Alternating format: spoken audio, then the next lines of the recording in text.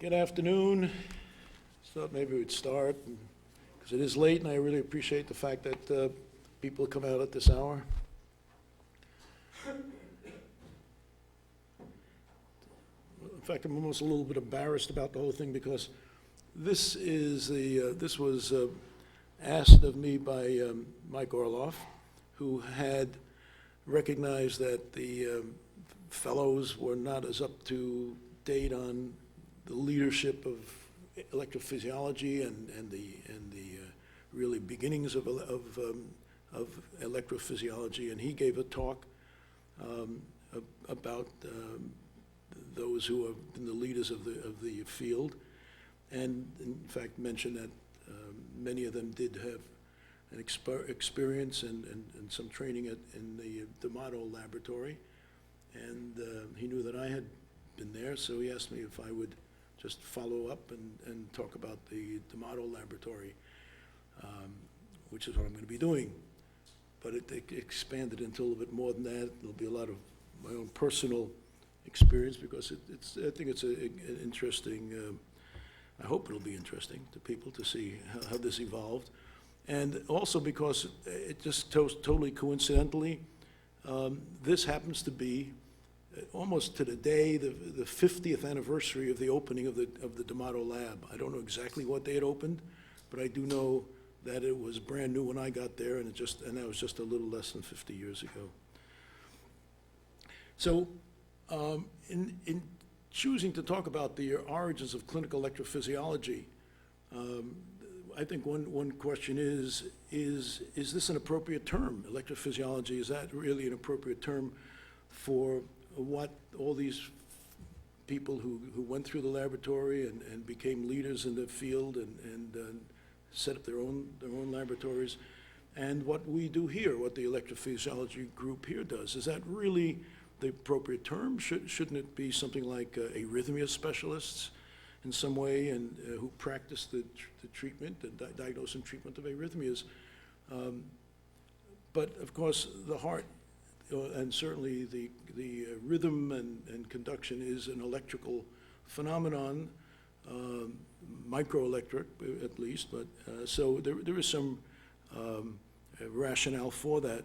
But I must say, my favorite arrhythmologist is, everybody knows, Frederick Carroll Winkelbach, who, as you can see here, in 1898, described what we now call the Winkelbach phenomenon, and this is a regular atrial beating and conduction to the ventricle, and the interval between the atrial beating and the ventricular beating gets progressively longer, then drops and starts over again. But probably the only electricity he had anything to do with this is probably the chymograph that he recorded his information on may have been on an electric motor, and the information he had was by looking at neck veins for the atrial activity, the carotid pulse for the ventricular activity, and the EKG machine itself was not invented till close to 20 years later. So whether you want to call him an electrophysiologist, possibly, but certainly a master to be able to figure this out by looking at neck veins, and I doubt if anybody alive could do that right now.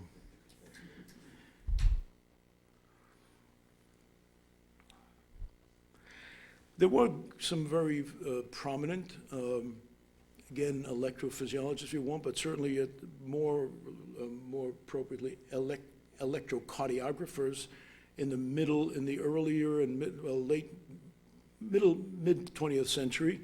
There were people like Louis Katz and Pick and Langendorf out of Chicago, who really mastered the interpretation of electrocardiograms and really doped out the mechanism of so many things that eventually ended up being documented and confirmed, but they did it just by looking at plain old electrocardiograms. And then there really was a field of electrophysiology, but this was laboratory animals, heart specimens in a bath, and the masters of that, again in about the mid 20th century were Doctors Hahn and Moe in Syracuse. And at Columbia University in New York, you had the labs of Dr. Brian Hoffman and Paul Cranfield, where they did a lot of this very basic work. As far as the application of electricity to the heart in a meaningful fashion, I think one would have to say that really started with Paul Zoll. In 1952, he described the first successful means of pacing the heart, but it was through external patches or pads, and which hurt like the dickens, but at least it was able to get enough energy into the heart to keep somebody who was in complete heart block or asystole going. Subsequently, in 1957, Dr. Zoll again was a pioneer, and he introduced defibrillation. He chose alternating current, unfortunately, and eventually that was subsumed by direct current with Dr. Lown, but at least Dr. Zoll was first on that. In 1958, Dr. Cy Furman at Montefiore Hospital in the Bronx was the first to be able to stimulate the heart through a catheter, entering through the jugular vein, and some people walked around with an external pacing device for a few years, in fact, until they got a permanent one, because permanent pacemaking through an implantable device didn't come till a couple of years later with William Charnock in Buffalo. So these were all people who were active in that field, but curiously, none of these activities developed into the discipline of what we would now call clinical electrophysiology. Just to give some background a little more background, and if you're not bored, this really had the development of the electrophysiology really didn't really come about until the establishment of the D'Amato Laboratory at the United States Public Health Service Hospital in Staten Island. Many people probably don't even know about the public health hospitals. We have one just up the block here. It used to be called Brighton Marine. It's now, I don't know what it's called. Probably still is called Brighton Marine. Public health hospitals were founded in 1797, the first medical services of the United States, and that was to provide via agreements with other countries that when a seaman got sick, instead of throwing him overboard, you could bring him to a facility that would treat them, and there'd be reciprocal treatment via these treaties, so that the United States had public health hospitals in multiple ports, Baltimore, Norfolk, Charlestown, New York, Philadelphia, New York, down in Texas. And these served as hospitals originally for seamen. Then they took on, later on, some veterans and some active service people. And Dr. D'Amato, in fact, came to the public health hospital in 1962. He had, and his lab, as I said, first opened in 1964. And it's from that facility that many, I don't know if it's the majority, but certainly close to the majority of the established electrophysiologists and laboratories that we have now are from people who came from that laboratory. So I'm going to give you my perception of how this all came about. And there are other opinions as to how it all came about, but I was there at the beginning, so I think I have some right to tell my story. So let me tell you how I got there in the first place, and something about what cardiology was like 50 years ago. I graduated in 1962 from medical school, interned at the BI, and the BI was really a hub of cardiology. Dr. Zoll was still there. Herman Blumgart was the chief of medicine. He was the editor of circulation. Arthur Linenthal was a first-class electrocardiographer. George Kurland was a young but a very, very upcoming cardiologist. And it was a hub for patients being referred from all over the world with heart block, because Dr. Zoll was still, would take care of them, and they were already doing permanent implants there. But I can still remember nights where I sat up all night titrating with an IV drip with just a little pincher thing, the epinephrine to keep the heart rate fast enough so that the patient wouldn't get shocked with the external electrodes. And so I developed an interest in cardiology at that time. Now, I should also point out, in 1962, the United States was at peace, sort of, but still had many servicemen and military people throughout the world, and they needed doctors to take care of these people, but they didn't have enough doctors, so there was a doctor draft. The doctor draft meant that after your first year of internship, you were susceptible to being drafted right in the middle of the year and go wherever they wanted you to go. You remember those days, Ken? So the service had the government had a wonderful deal. They established something called a Berry Plan, and you could volunteer. So they obviously got many more volunteers than they needed, and they ended up with, there were about 7,000 medical graduates that year, and I think probably the majority of them were in some way or other signed up for Army, Navy, Air Force, or the Public Health Service. And then you could choose when you go in, at the end of your residency or in the middle of your residency, but not in the middle of the year. And you can even get a choice of a better location, perhaps, than you otherwise might get if you were drafted. So I signed up for the Public Health Service, and within that there was something called the Heart Disease Control Program, which seemed to fit me. And within the Heart Disease Control Program, there was a study going on in Jerusalem, Israel, on an epidemiologic study, which, you know, seemed reasonable. At least there'd be some kosher restaurants there, so that was good. And meanwhile, we bought a small car because the government would send a car over for us, and we had all the arrangements made and ready to go. And then on or about June 15th, I got a telegram. For those who don't know, a telegram's like a paper tweet, you know.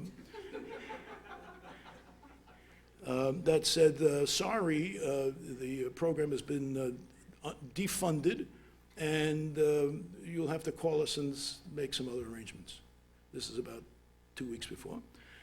But they said, when I called them, that don't worry, you can go back to your residency, and you can defer your entry. Of course, those days, the residencies were a pyramid, so there were no empty spaces, and it just wasn't feasible. So I got myself down to Washington a few days later and went to the offices of Heart Disease Control Program and said, well, we have a few good spots still. You can go to an Indian reservation in Arizona. We have a program in Missoula, Montana. We have a program in Wenatchee, Washington. And I quickly said, I don't think there are any kosher restaurants in any of those places. So they said, well, you know what? I know you're not too happy about it.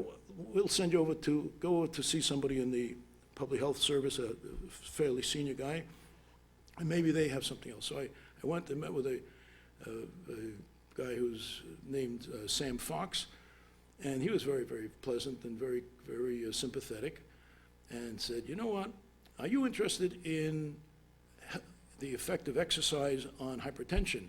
I said, oh yeah, that's great. He said, because he has a friend who just opening a lab in Staten Island, New York, and we can send you there. So I said, I'll take it. When do I start?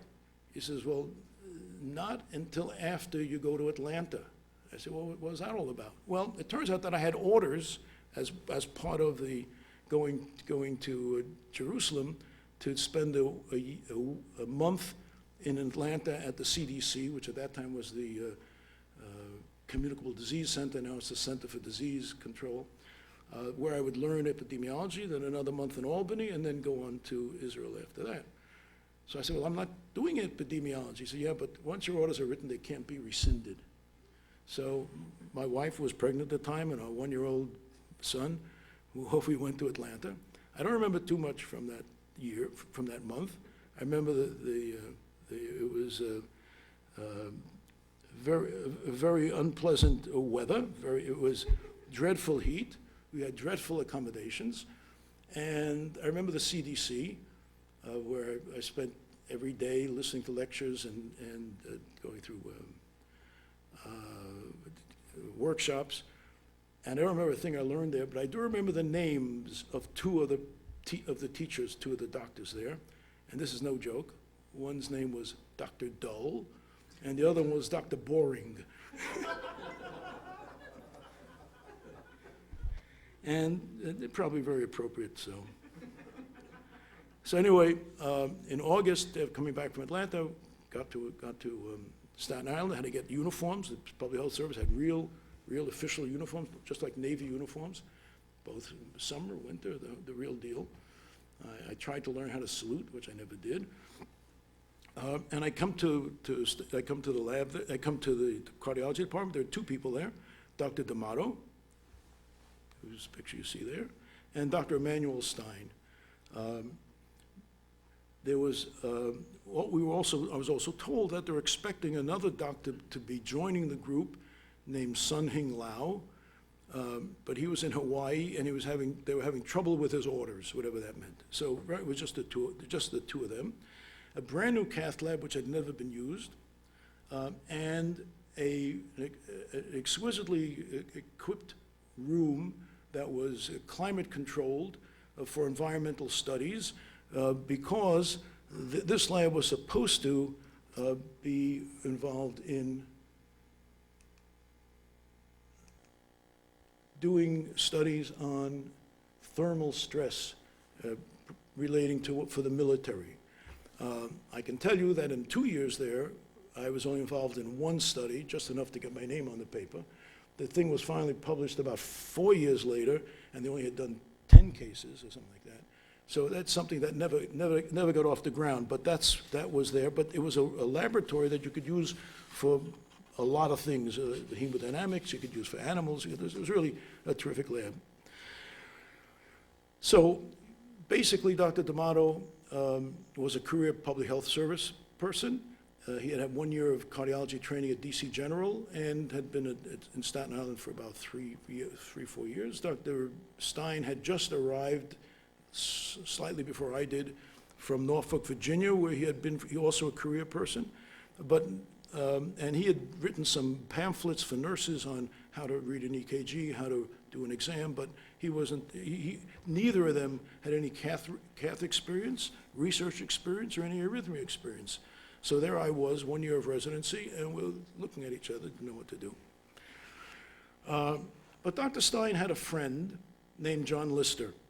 Now, John had just finished his training at Montefiore, which also was a hub of cardiology. That's where Dr. Furman had done the temporary pacing.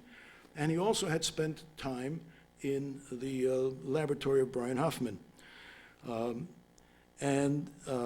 He was uncertain about what he wanted to do with himself, but the one thing he knew he didn't want to do, he didn't want to have a public health service commission.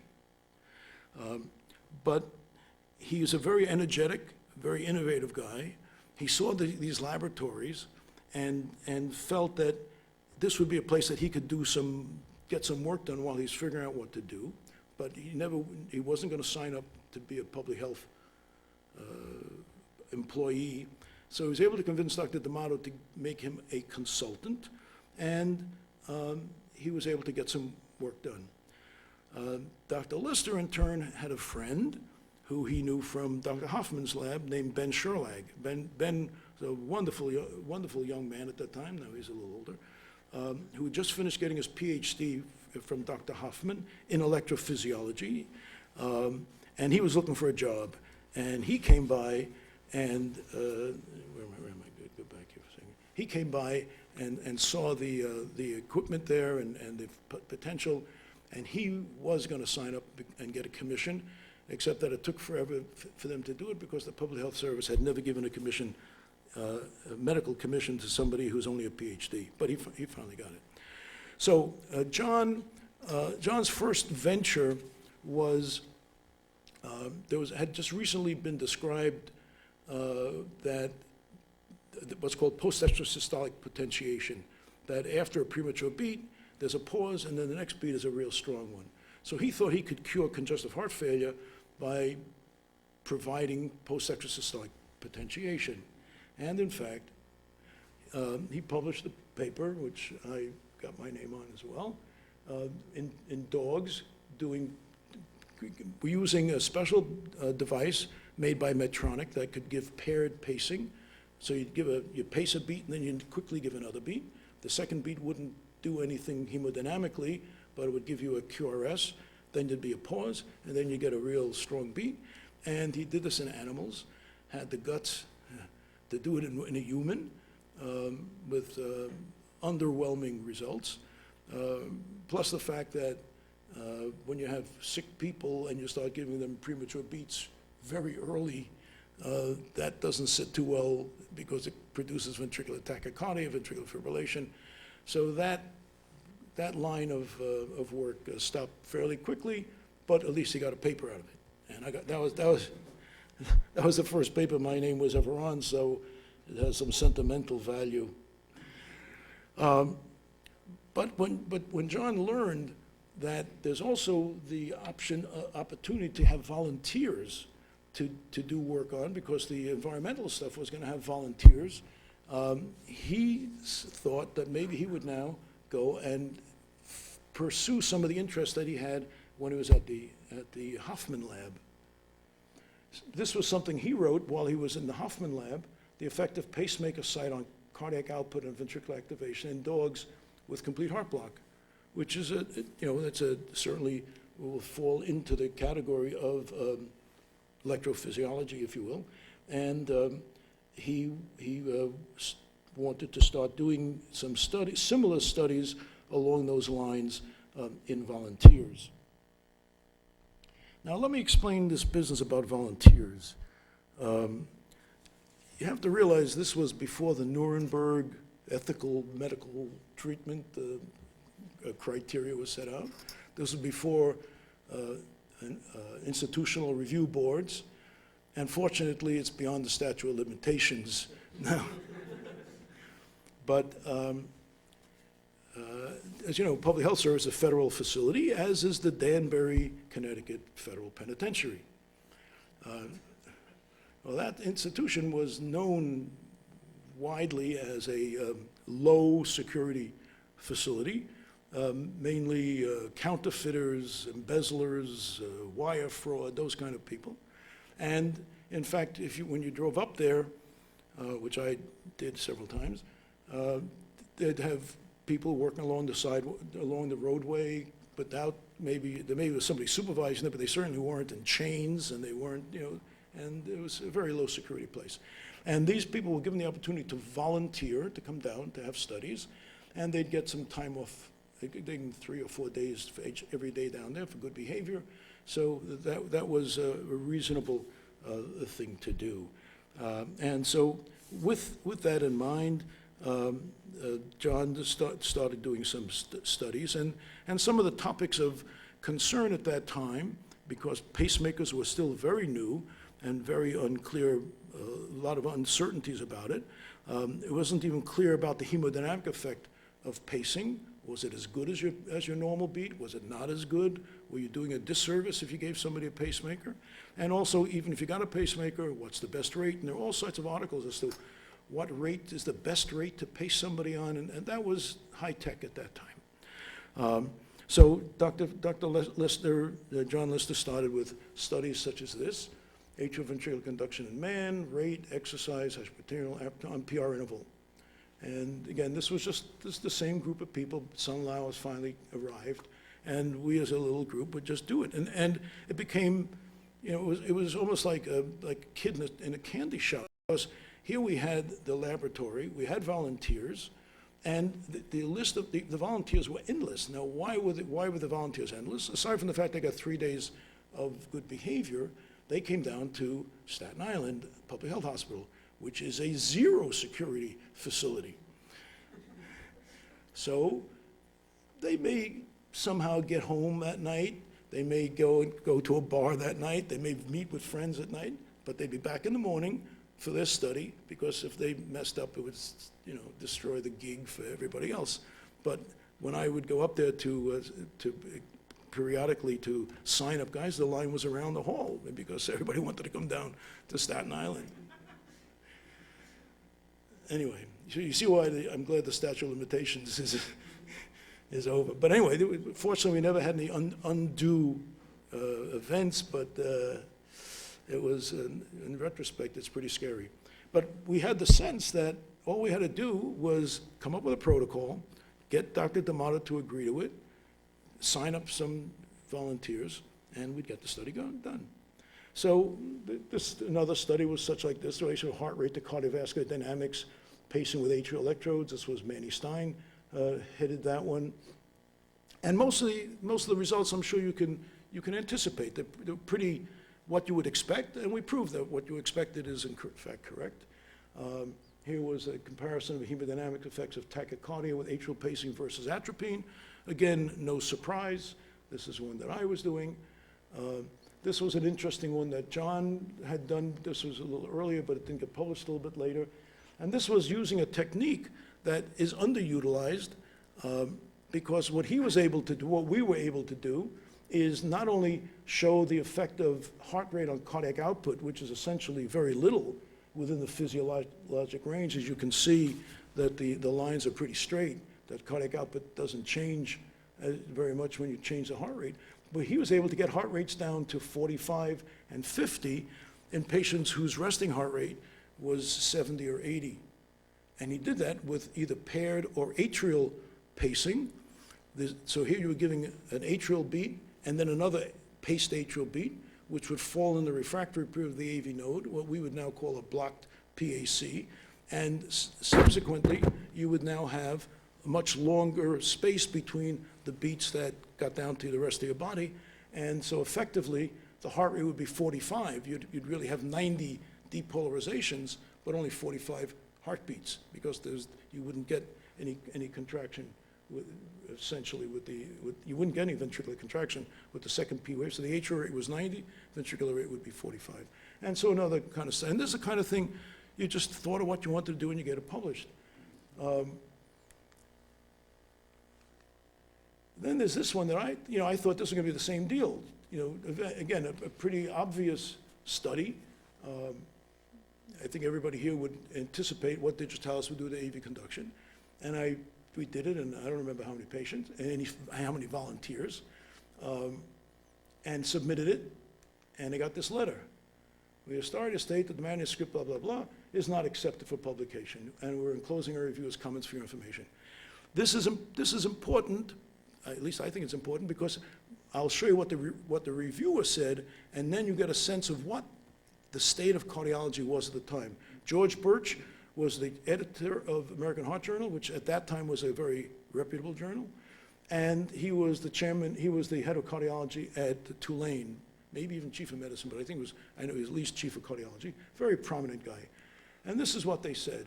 The authors do not comment on the contradiction of their findings of an increase in PR interval with paced heart rate and the decrease of the PR interval when the heart rate in spontaneous sinus rhythm. The latter is well substantiated by many authors, and what he goes on to say is that there were many electrocardiography books and cardiology books, medicine books, that said that if you took 1,000 people and just measured their heart rate, measured their PR, but they didn't say this, if you had high vagal tone and low sympathetic tone, you were nice and relaxed, then your heart rate was low and your PR was robust. If you were somehow stimulated, your heart rate would be faster, but your PR would be, if anything, shorter. So he said, what we did was obviously crazy and made no sense, and therefore they were rejecting it. And he says, in contrast, that what I think, my opinion was wrong, and so I wrote a very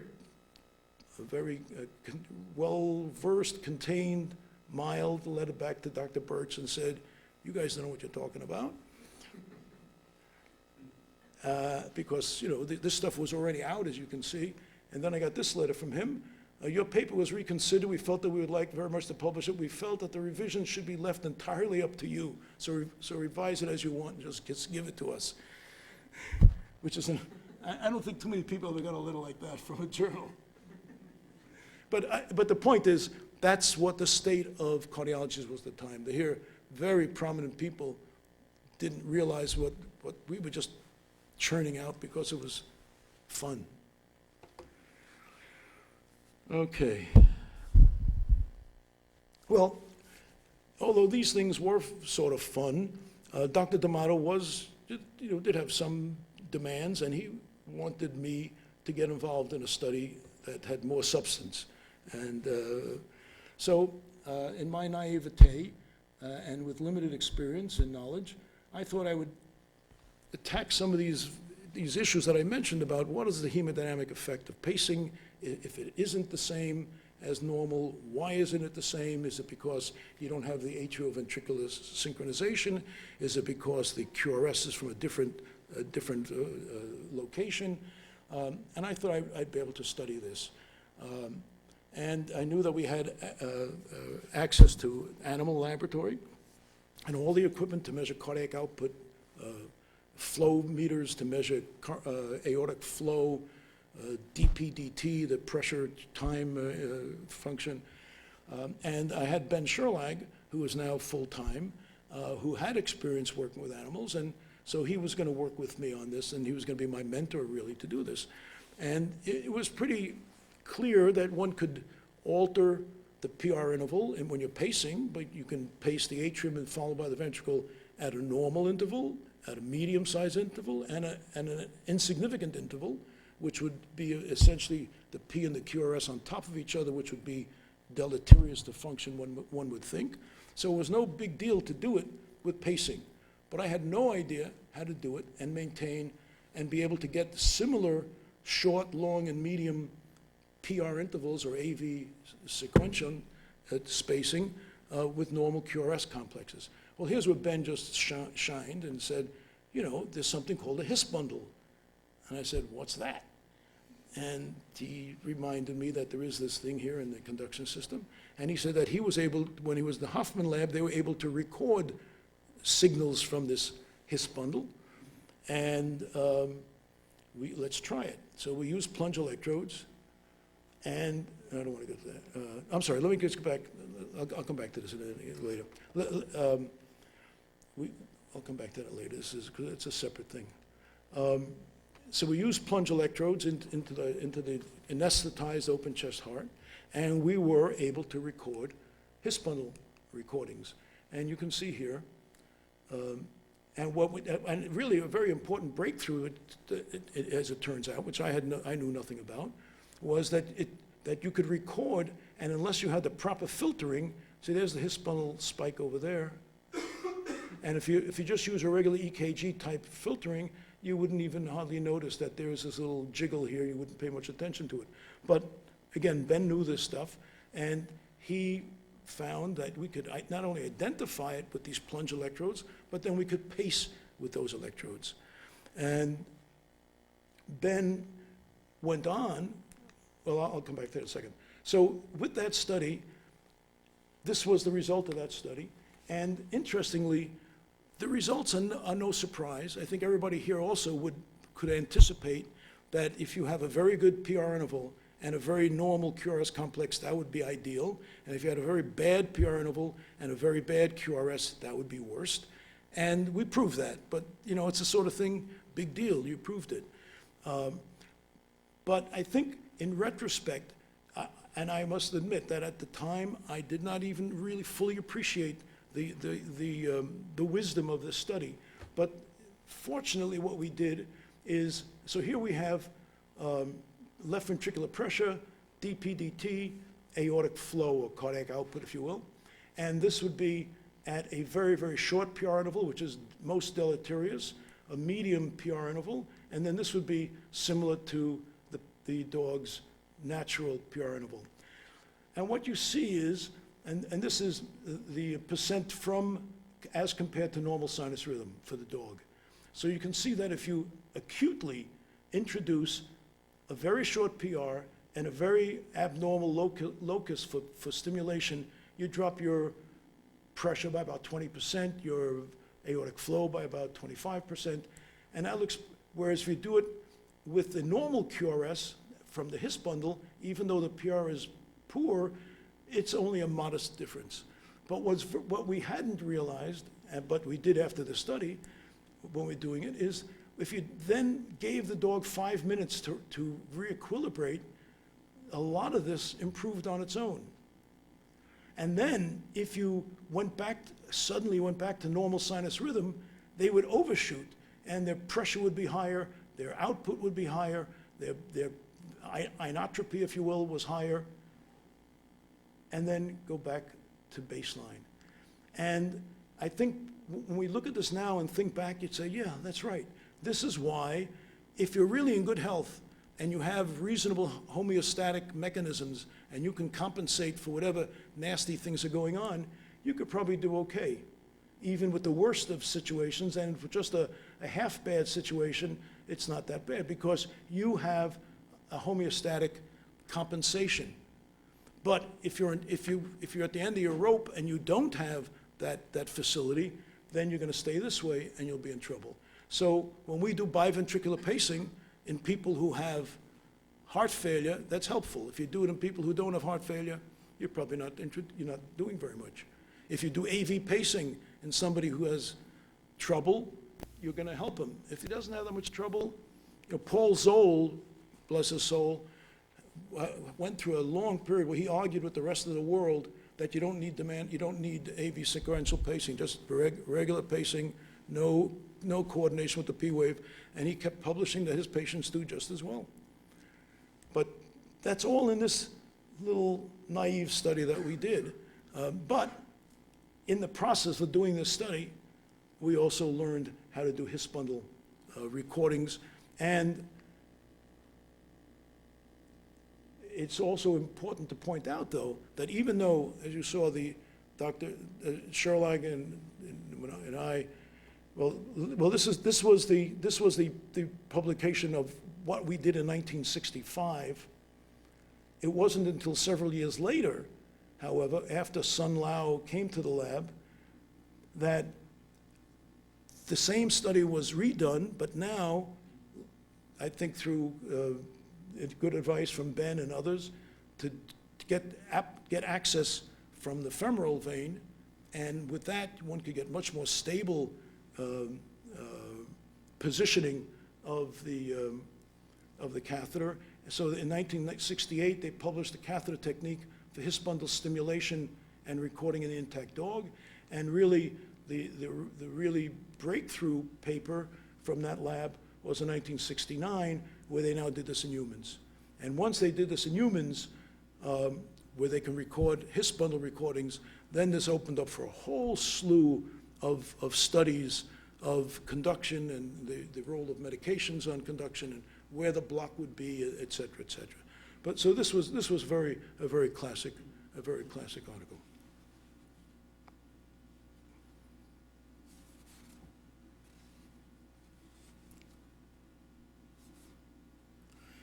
Let me just go back a bit. I'm sorry, but only because I wanted to talk about one other study that was done by the group while we were still having our fun. And this is an area that is still controversial, still probably not even accepted by many people. And this relates to Wolff-Parkinson-White. As you know, Wolff-Parkinson-White syndrome has an accessory pathway. And the classic explanation for the delta wave that you see in WPW is that the QRS complex that you get is a fusion beat between part of the heart being depolarized via the AV node, initially through the bypass tract, which is a little faster, and the rest through the AV node. And that it's therefore a fusion of two separate sources coming down from above. Well, we challenged that, and to this day I'm still not certain where all the truth lies, by pacing the animal, pacing humans rather. These are humans, these were real patients now, not volunteers. And we had 7 patients with WPW who by one means or another, we were able to document that they had intermittent WPW. So this would be WPW with the wide complex, and at the same exact pacing rate, they suddenly, for whatever reason we don't know, at a rate of 133, goes to normal narrow QRS complex. Okay. Now, if you notice, when you're pacing at 133, based on a lot of those things that you may have seen, would have noted in the previous articles, if you have a patient at rest and you increase the atrial rate, you're impinging your signal into the AV node. The AV node gets more and more refractory as the beat gets closer and closer to the previous beat, so that it's very natural for the PR interval to increase as you pace the atrium. And at some point, maybe at 150, 160 in an average person, they may even go into Winkelbach or 2-to-1 block. That's standard material. So you can see here, in this particular case, in this particular patient, at a rate of 133, I don't think that, this thing's still working? I don't know. Yeah, at a rate of 133, the PR interval is 0.3 seconds. It's really the spike to QRS, but we call it the PR, 0.3 seconds.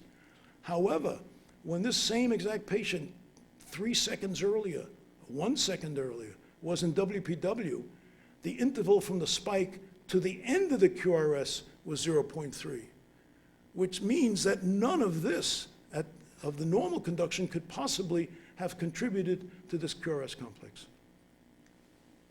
And that challenges the concept that this is a fusion beat, because were it to be a fusion beat, this beat wouldn't even have started until the whole thing is over here.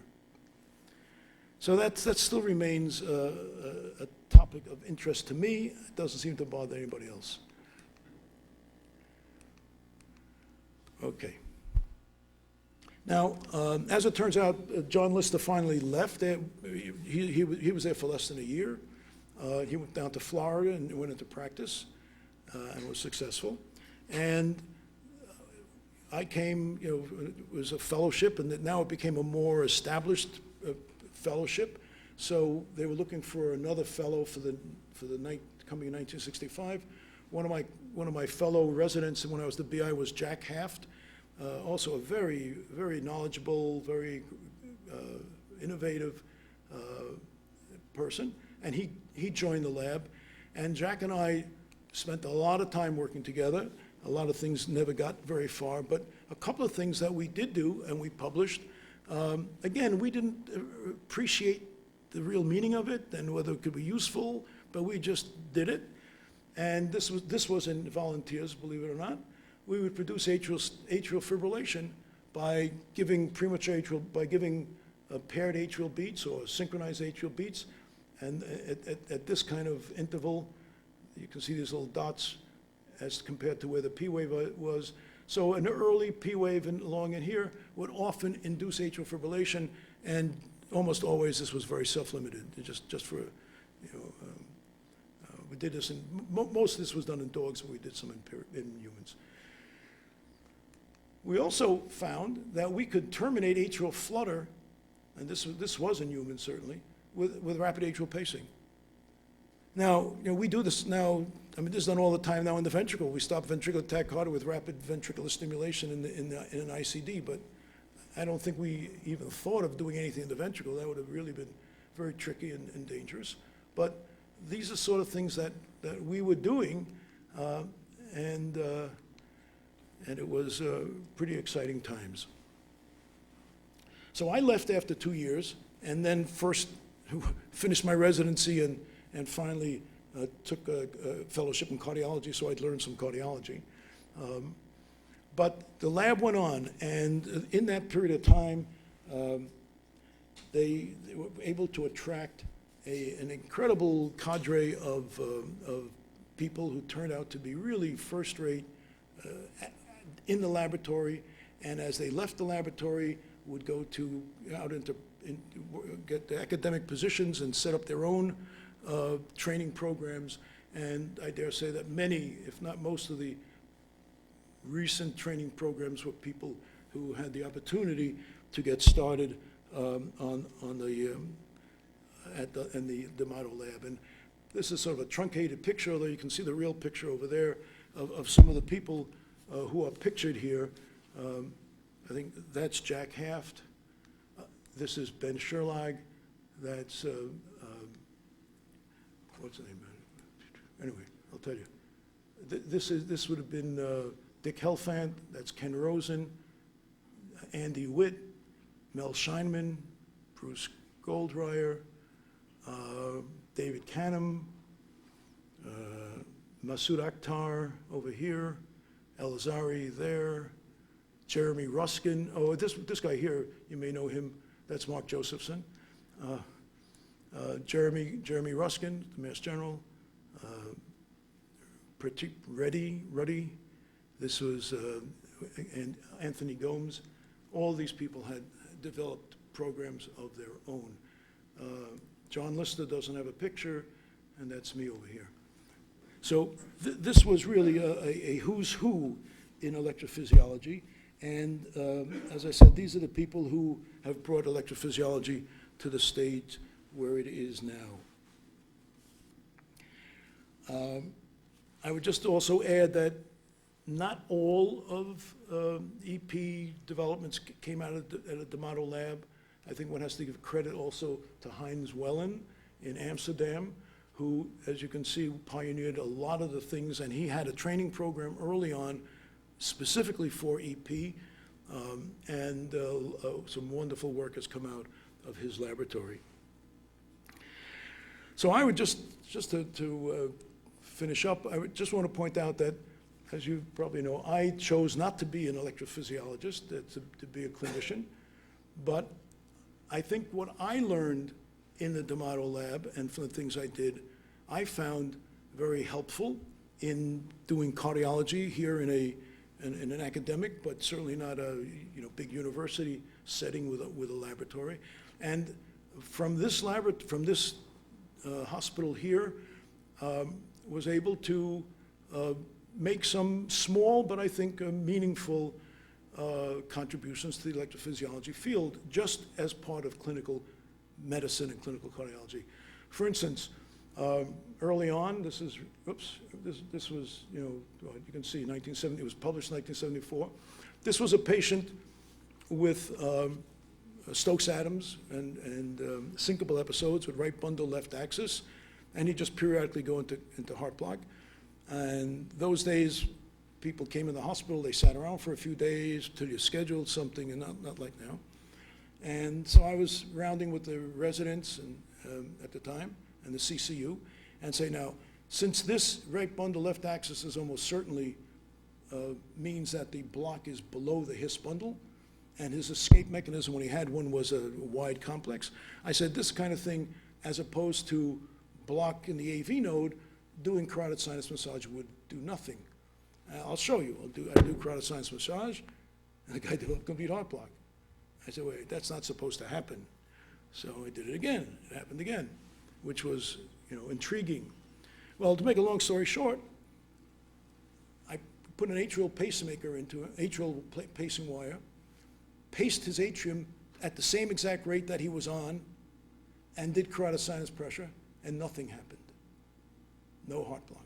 So that tells us that it was the bradycardia, that the sinus bradycardia of carotid sinus massage led to complete heart block, and that is a manifestation of what's called stage 4 AV block, but that had never been clinically seen, so that was interesting, and all we did that was just done with atrial wire and an EKG machine. This was another interesting, again, just a clinical phenomenon.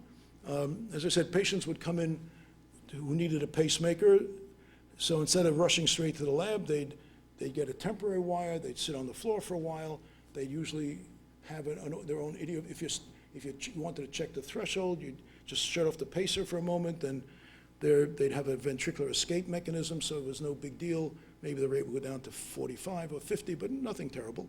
And then we'd take them down at that time to the basement of a building that's not even here anymore to do the pace, to put in, and Dr.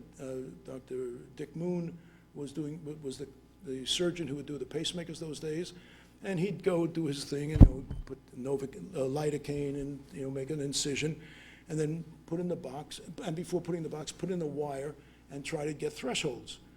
So we'd shut off the temporary pacemaker, and the patient would become asystolic. Now, wait a second. This morning when we shut it off, he always had an escape mechanism. But this became almost every time. So we said, maybe it has to do with the lidocaine. So we measured lidocaine levels and looked at the time to the ventricular escape mechanism as related to lidocaine levels in the same patient. In other words, they'd get the lidocaine subcutaneously, test it, but then instead of just going ahead and doing your procedure, wait another 20 minutes and do it again, and wait another 20 minutes, and the longer you waited as the lidocaine dissipated, the escape mechanism reappeared. So that became a paper. And then here again, I think wrote what I would consider a landmark paper on multi-level AV block with over 100 cases that we gathered here in just a little more of a year of reading EKGs, just from reading daily EKGs. It's an entity that was not discovered here, but certainly I think somewhat popularized. There's one other study, one other piece of information that I felt very good about, but you'll not see in my bibliography. And that was a patient who was sent down by Dr. Irv Madoff Bernie Wong, rather, from Holy Family at that time, Holy Family Hospital, with incessant or recurrent atrial tachycardia rates of 170. He was 45 years old, and he was a Jehovah's Witness, and he'd just go into this absolutely rapid rhythm, totally normal QRS, narrow QRS, and it would break. Sometimes whatever we did, sometimes it would break, some it wouldn't on its own. But we had very few modalities at that time, quinidine and procanamide, neither of which helped. But there was a modality that, in fact, we played with back in the D'Amato days of what's called overdrive pacing, which means that if a person's baseline heart rate is 70 and they go in and out of an arrhythmia, sometimes if you pace them at 80, atrially pace them, somehow the milieu changes enough that they won't have as much arrhythmia. So put in atrial wires. The atrial electrodes those days were really very difficult to keep in any good position, but we would do it, and it'd get better at a rate of 80, but it'd still break through. So we tried at 90. It would still be better, but still would break through. The lead would move 100, and it wasn't very successful. So then we put in a ventricular wire, because ventricular wires were more, you could get much better position in the ventricle, stable, and we could again overdrive with ventricular pacing, but that's, it's not great way to be, but it worked. And we were frustrated as to what this rhythm was. And one day, for some reason, can't even say why, we had an atrial wire in, we had a ventricular wire in. I said, let's take a look at, we knew that if you pace the atrium, as you saw, or as you would know anyway, that the PR interval prolongs as you increase the rate. So if you pace the atrium at 80, the PR interval might be 0.18. If you place it at 90, it might be 0.20. You pace it at 100, it might be 0.24. Pace 120, maybe 0.30, as you saw. That's perfectly reasonable. So I paced the ventricle and wanted to see what the RP interval was, which is the retrograde conduction. And sure enough, I was able to record atrial depolarization and ventricular depolarization. And I did it at a rate of 80, got it. Did 90, didn't change. Did it 100, didn't change. 110, didn't change. 120, didn't change. 130, didn't change.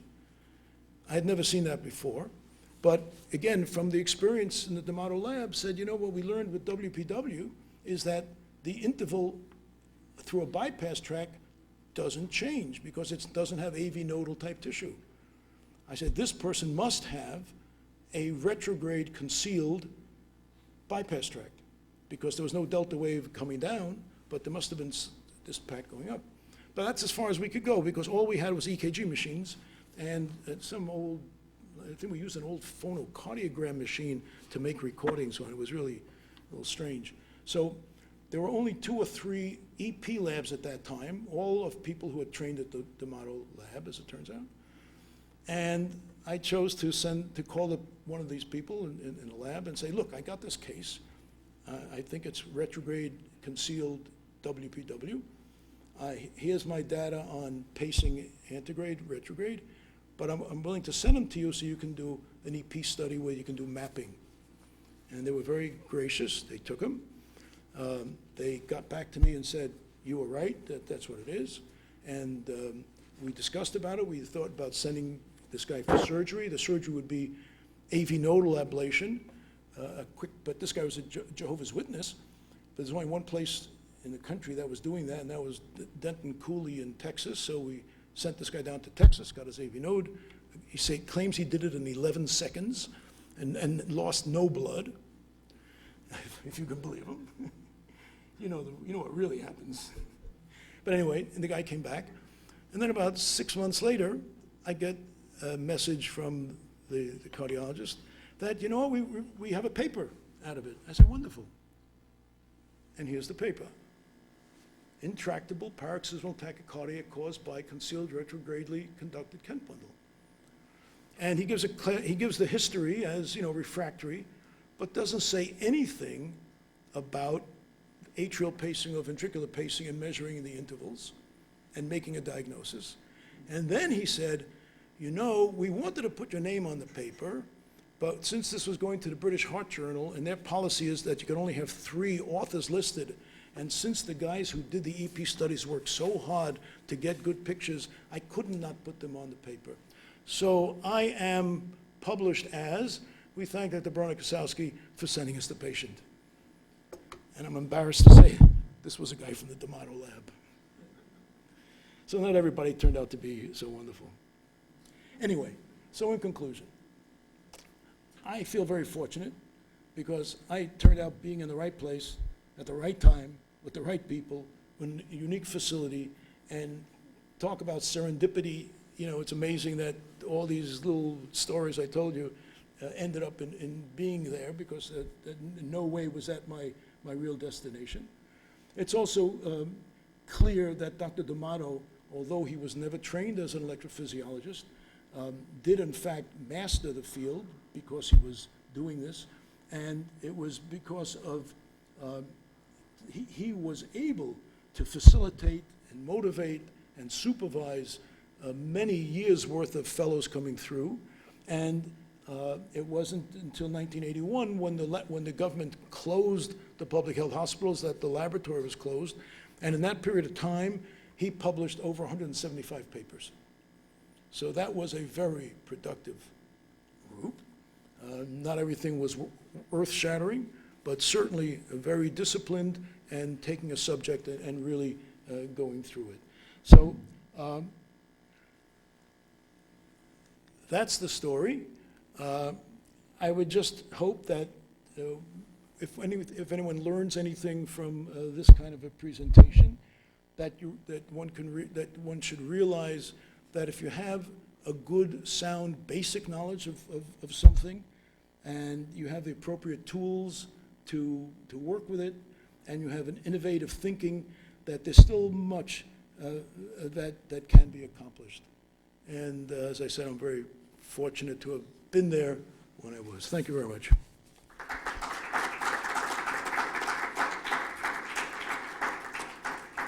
Any comments, complaints, corrections, anything? I'll make a comment because if I brought this over, I would have showed everybody.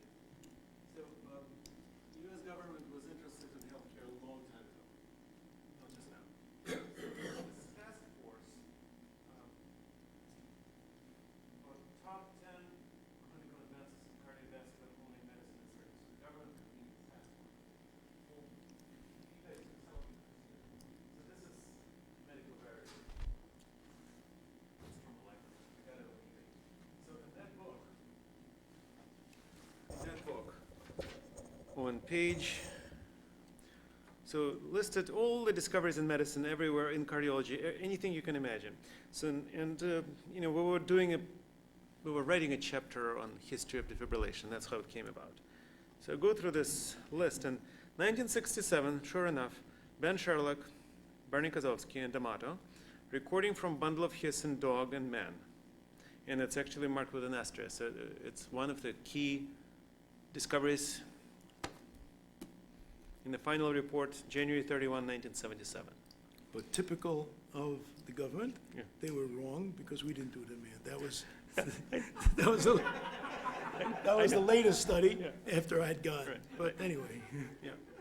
it was fun. So this is medical book of Guinness records. I see.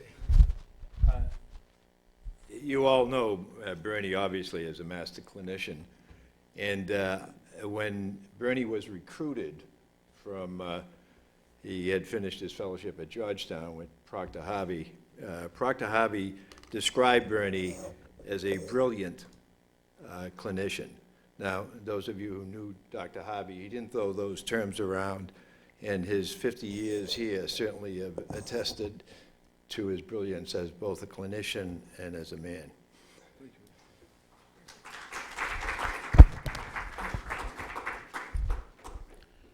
Any other questions, comments, anything? I just have a quick question. Sure, go ahead. If you did not end up at the Motto Lab, where would you have ended up? Wenatchee, Washington? That's what it was. I mean, as I said, it was just total good luck. I mean, I could have been anywhere. I had, in June, it was around June 25th when I was down there, all the good positions were taken. There were no residencies that were going to take me, over 3 days before the start in a pyramid system. I would have ended up going to some place, and doing some study in, in Indian reservation or something like that. It would have been a very different world for me. So that's what I'm saying. I feel very, very fortunate that, and then, it's just, again, personally, having done this, I mean, at the time that I had a fellowship with Proctor Harvey, that was considered the elite program in the country. But, I had, how many guys would come with this kind of a bibliography? So I got that, and then I was with him, and then I was able to come and work with Lown because I had, this sort of stuff, and I came here. So I went from one level to another, and then I came to the top. That's why I'm here now.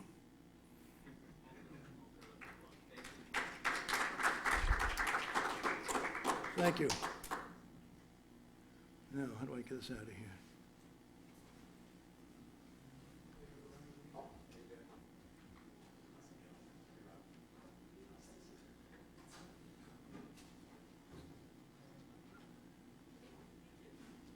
Very, very interesting. Were you aware of any prisoners that were ever injured? No, we got away with murder. We really did.